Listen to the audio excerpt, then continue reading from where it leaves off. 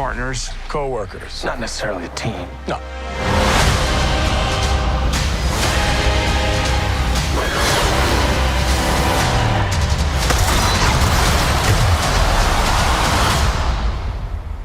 We look damn good, though. Hi, Malcolm. How are you? How you doing, Abida? I'm doing good. Congratulations, by the way, on the release of Falcon and the Winter Soldier. I think we're all really, really excited to see it. Thank you. Now, I know that this is your first run at Marvel. How do you react when you found out that you were officially appointed to write and run Falcon and the Winter Soldier?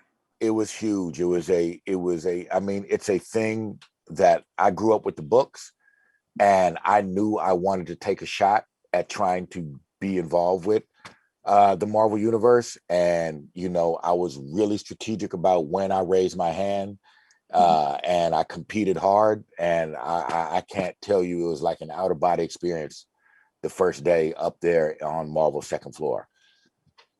Congratulations. I mean, I think I watched the first episode and I think it's incredibly amazing. And I know that it takes place after the events of Endgame. So what's one story element from Endgame that you want to tackle in the series? Well, the whole world, Endgame is very alive in our series, because once Thanos is dispatched and 3.5 billion people, or give or take, reappear after 5 years, it sends the world into chaos.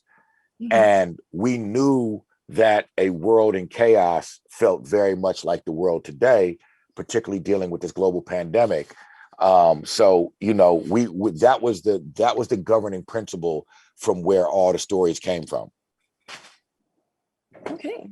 Now I know that it's going to be a really action-packed series just based on the trailer itself.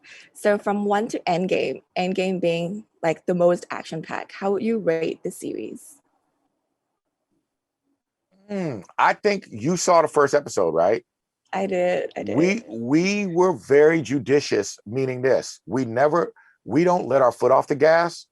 At the same time, this series spends a lot of time with these characters, and it does it in a way that the time you spend with the characters also manifests and progresses through the action moments. But we didn't set up to, like, the action happens organically, and it is action packed for sure. But we wasn't showing up with that agenda. We just let the story unfold naturally. If that makes sense. Totally does. Now, I think, just action aside, I know that the Falcon and the Winter Soldier is set to take a deeper look at Black manhood in America. How would this series delve into this?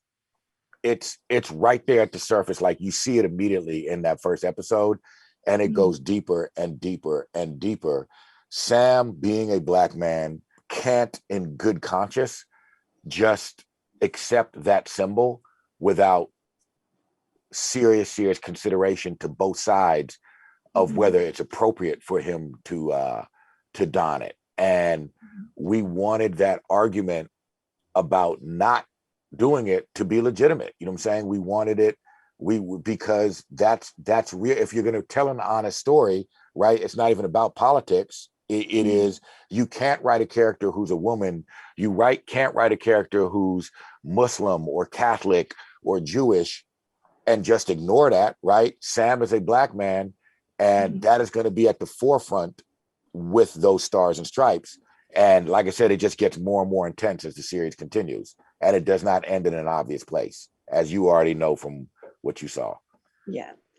Now, I know with the heartbreaking passing of Chadwick Boseman, many children, especially Black children, now have one less superhero that reflects them on screen. Did you feel any sort of responsibility when writing the character of Sam for this series? Absolutely. My nephew, Kingston, wears his Black Panther costume all the time. You know what I'm saying? These icons are crucial for the world to see. And I felt a tremendous responsibility in doing this. And I know Anthony did too. And, you know, we made sure we hope we got it right. And it was definitely our greatest intention to be really thoughtful about it and not just be frivolous or superficial. Yeah, I think just adding on to that, I've done a lot of research about you, and I know you did Empire. I think a lot of my friends and I love Empire, and a lot of your stories actually focus on the Black experience. Um, why do you think it's important to explore and celebrate Black stories through different lenses and perspectives? I would say one of the crucial things is we are preeminent in pop culture, in sports, music, entertainment in general, Mhm. because our story is the core of American, and the American story is the big, loud story in the world still to this day. And Mhm. our experience is a concentrated version for our struggles and our triumphs that people of all races can relate to because Mhm. ours is so intense. And so I just think there's something, it's gonna be uplifting and good for people to hear us have a voice, because you're gonna hear something very human in anything we do that you'll be able to relate to no matter what race or religion you are. Thank you. Um, just out of curiosity, we haven't really seen Anthony Mackie or like Sam and Sebastian kind of work together in this series yet. They appear separately in the first episode, but just out of curiosity, do they like often bicker and go hit a hit in real life on set, or is that just great acting and writing on your part? No, it's natural for them. Seriously, that energy you see, none of us can take credit for them. That is 100% them, and it's 100% real. All right, I think that's all the time that I have today. Thank you so Thank much, you. Take care. Falcon.